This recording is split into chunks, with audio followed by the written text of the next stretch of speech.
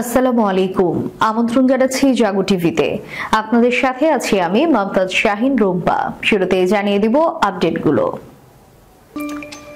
একের পর এক সামরিক শক্তি উদ্ভাবনের মাধ্যমে বিশ্বকে চমকে দিচ্ছে এরদোগানের দেশ। এবার 2000 কিলোমিটারেরও বেশি পাল্লার ব্যালিস্টিক ক্ষেপণাস্ত্র বানাচ্ছে তুরস্ক।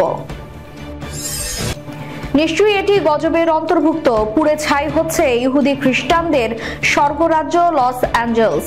আল্লাহ ছাড় দেন তবে ছেড়ে দেন না। আসাদ পরিবার নিয়ে নতুন বিতর্ক।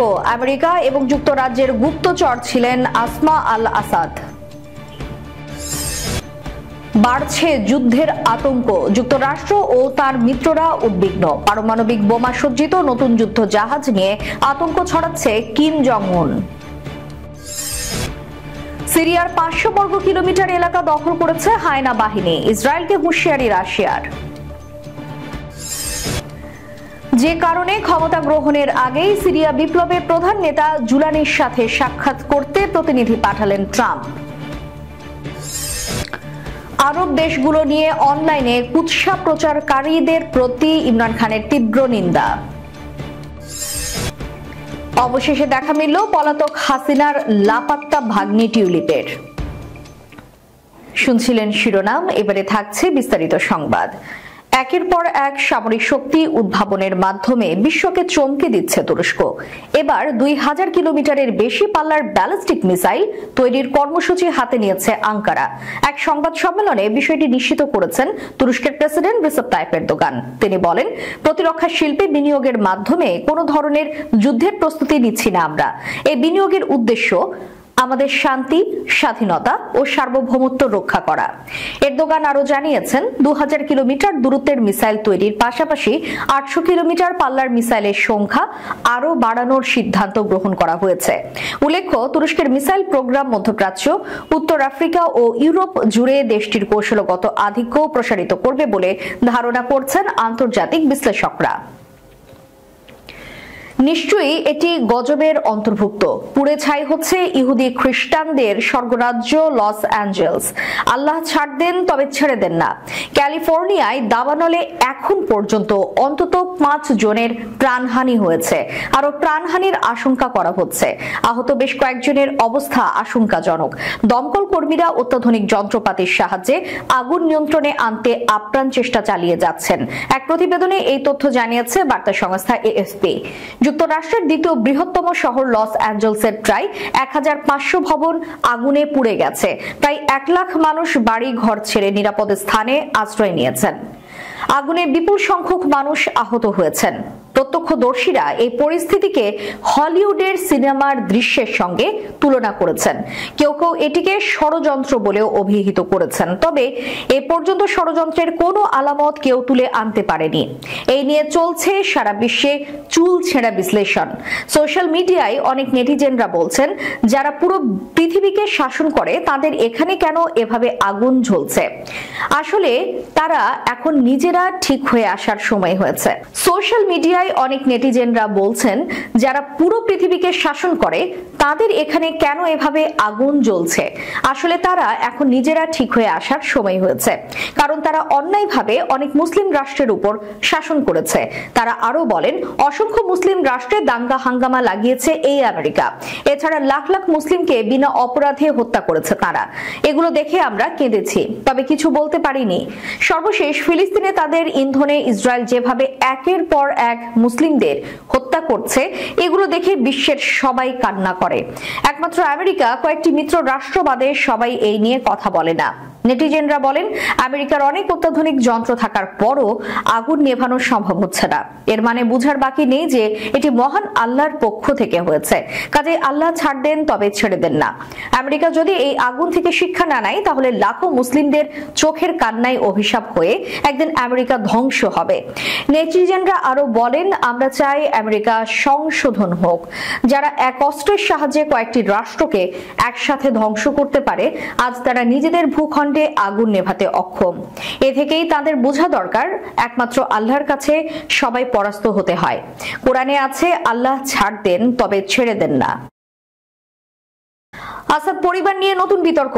আমেরিকা এবং যুক্তরাজ্যের গুপ্তচর ছিলেন আসমা আল আসাদ। সাম্প্রতিক সময়ে ফাঁস হওয়া এক নথিপত্রে আবারও বিতর্কের সৃষ্টি হয়েছে সিরিয়ার সাবেক স্বৈরশাসক বাশার আল আসাদের পরিবারকে নিয়ে। উঠে এসেছে বেশ কিছু চাঞ্চল্যকর তথ্য।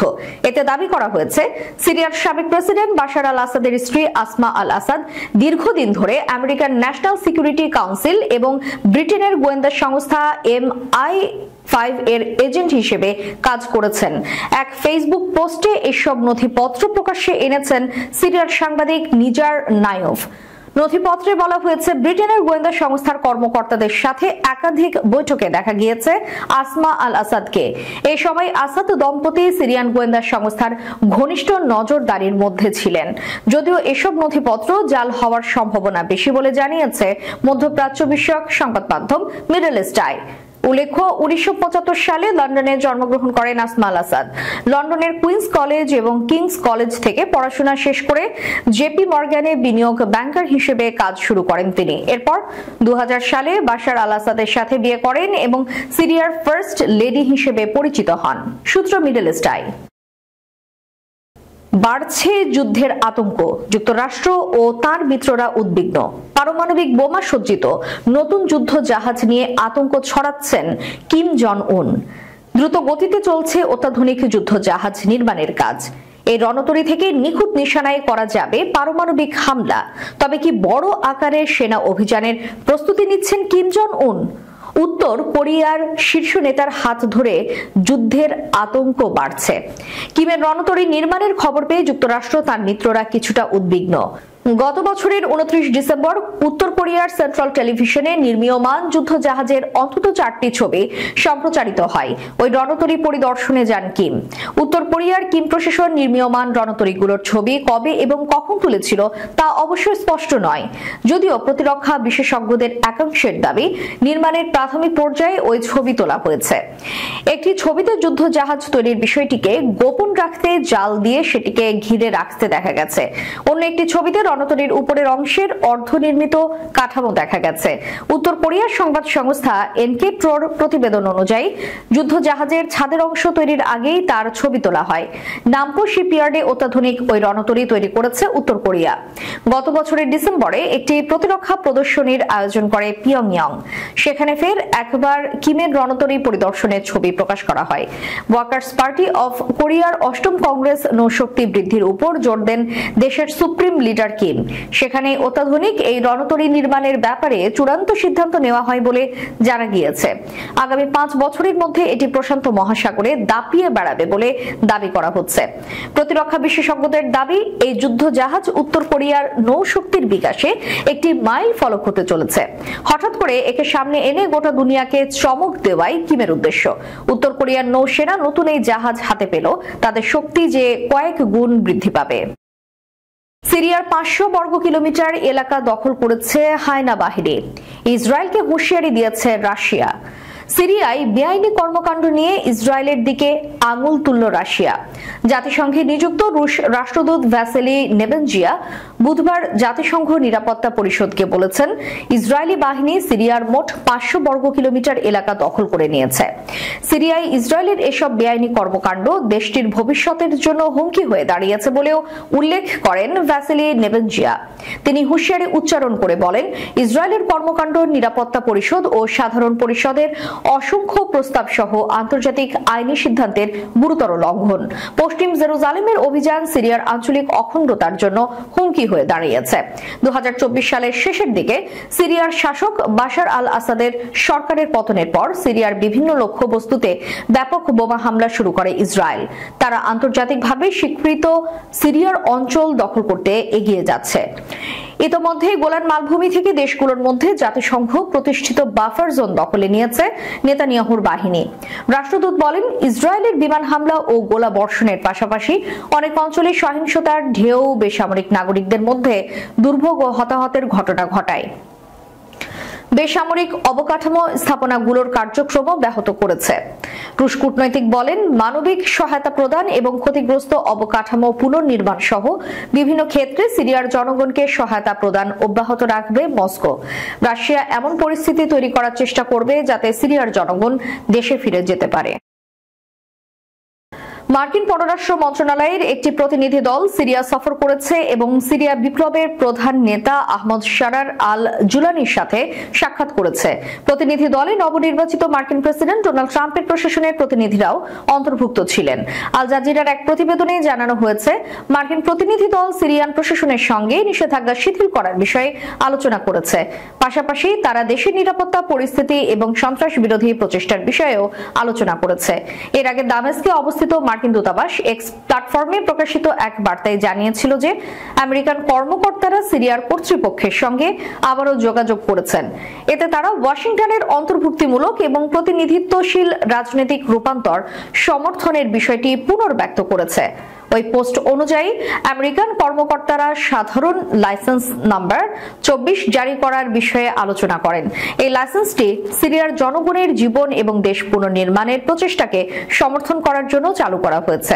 মার্কিন দূতাবাস আরেকটি বার্তায় জানায়, কর্মকর্তারা একদল সিরিয়ান নাগরিকদের সঙ্গে সাক্ষাৎ করেছেন, তাদের আশা ও স্বপ্ন সম্পর্কে জানার জন্য এবং একটি ঐক্যবদ্ধ ও সমৃদ্ধ ভবিষ্যৎ গড়ার প্রচেষ্টায় আহ্বান জানিয়েছে। আরব দেশগুলোর বিরুদ্ধে সামাজিক যোগাযোগ মাধ্যমে ছড়ানো প্রোপাগান্ডার তীব্র নিন্দা জানিয়েছে পাকিস্তান তেহরিক ইনসাফের প্রতিষ্ঠাতা এবং সাবেক প্রধানমন্ত্রী ইমরান খান। জেলবন্দি এই নেতা বলেছেন, এই ধরনের বিষয়বস্তু প্রচারকারী অ্যাকাউন্টগুলোর সঙ্গে নিজেকে দূরে রেখেছেন তিনি। বৃহস্পতিবার এক প্রতিবেদনে এই খবর দিয়েছে দ্য এক্সপ্রেস ট্রিবিউন। আদিয়ালা কারাগারে ইমরানের সঙ্গে বৈঠকের পর সাংবাদিকদের মুখোমুখি হন তার আইনজীবী ফয়সাল চৌধুরী। ফয়সাল জানান, অনলাইনে কুৎসা প্রচারকারীদের প্রতি তার অসন্তোষ প্রকাশ করেছেন ইমরান খান। তিনি বলেছেন, তিনি আরব দেশগুলো স্ত্রী বুশরা বিবি বা শহীদদের সম্পর্কে মিথ্যা তথ্য প্রচারকারী কোন সামাজিক যোগাযোগ মাধ্যমের অ্যাকাউন্টকে সমর্থন করেন না।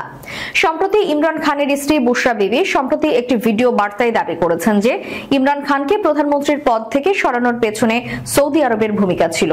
বুশরা বিবির এই বক্তব্য পাকিস্তানের রাজনৈতিক মহলে বিতর্কের সৃষ্টি করেছে এবং পাকিস্তান ও সৌদি আরবের সম্পর্কের উপর প্রভাব ফেলতে পারে বলে ধারণা করা হচ্ছে। পাকিস্তান এবং আরব দেশগুলোর মধ্যে ঐতিহাসিকভাবে ঘনিষ্ঠ সম্পর্ক রয়েছে। এই ধরনের প্রোপাগান্ডা পাকিস্তানের কূটনৈতিক সম্পর্ককে ক্ষতিগ্রস্ত করতে পারে বলে মনে করেন ইমরান খান। বাংলাদেশের ক্ষমতাচ্যুত প্রধানমন্ত্রী শেখ হাসিনার ভাগ্নি ও যুক্তরাজ্যের লেবার পার্টির এমপি টিউলিপ সিদ্দিকের বিরুদ্ধে দুর্নীতির অভিযোগে বাংলাদেশ ও যুক্তরাজ্যে তদন্ত শুরু হয়েছে। অভিযোগ ওঠার পর থেকেই অনেকটা গা ঢাকা দিয়েছিলেন তিনি, প্রকাশ্যে দেখা মিলছিল না কোনোভাবেই। অবশেষে বুধবার কর্মস্থলে যাওয়ার পথে টিউলিপকে ক্যামেরাবন্দি করে ডেইলি মেইল। সংবাদ মাধ্যমটি জানিয়েছে, সম্প্রতি ক্ষমতাচ্যুত বাংলাদেশি সরকারের সঙ্গে সম্পর্কিত বাড়ি ব্যবহারের তথ্য ফাঁস হওয়ার পর প্রথমবারের মতো প্রকাশ্যে মিলল ব্রিটিশ মন্ত্রী টিউলিপ সিদ্দিকের। যুক্তরাজ্যের মন্ত্রিসভার সদস্য tulip economic secretary to the treasury and city minister হিসেবে দায়িত্ব পালন করেছেন। তার কাজ যুক্তরাজ্যের অর্থ বাজারের ভেতরে দুর্নীতি সামাল দেওয়া, অথচ তার নিজের বিরুদ্ধেই এখন দুর্নীতির অভিযোগে তদন্ত চলছে। দর্শক, শেষ করার পূর্বে সংবাদ শিরোনামগুলো জানিয়ে দিব আরো একবার। একের পর এক সামরিক শক্তি উদ্ভাবনের মাধ্যমে বিশ্বকে চমকে দিচ্ছে এরদোগানের দেশ। এবার 2000 কিলোমিটারেরও বেশি পাল্লার ব্যালিস্টিক ক্ষেপণাস্ত্র বানাচ্ছে তুরস্ক। নিশ্চয়ই এটি গজবের অন্তর্ভুক্ত। পুড়ে ছাই হচ্ছে ইহুদি খ্রিস্টানদের স্বর্গরাজ্য লস অ্যাঞ্জেলস। আল্লাহ ছাড় দেন তবে ছেড়ে দেন না। আসাদ পরিবার নিয়ে নতুন বিতর্ক। আমেরিকা এবং যুক্তরাজ্যের গুপ্তচর ছিলেন আসমা আল আসাদ। বাড়ছে যুদ্ধের আতঙ্ক। যুক্তরাষ্ট্র ও তার মিত্ররা উদ্বিগ্ন। পারমাণবিক বোমা সজ্জিত নতুন যুদ্ধ জাহাজ নিয়ে আতঙ্ক ছড়াচ্ছে কিম জং উন। সিরিয়ার 500 বর্গ কিলোমিটার এলাকা দখল করেছে হায়না বাহিনী। ইসরায়েলকে হুঁশিয়ারি রাশিয়ার। যে কারণে ক্ষমতা গ্রহণের আগেই সিরিয়া বিপ্লবের প্রধান নেতা জুলানির সাথে সাক্ষাৎ করতে প্রতিনিধি পাঠালেন ট্রাম্প। আরব দেশগুলো নিয়ে অনলাইনে কুৎসা প্রচারকারীদের প্রতি ইমরান খানের তীব্র নিন্দা। অবশেষে দেখা মিলল পলাতক হাসিনার লাপাত্তা ভাগ্নি টিউলিপের। এতক্ষণ আমাদের সাথে থাকার জন্য ধন্যবাদ। আল্লাহ হাফেজ।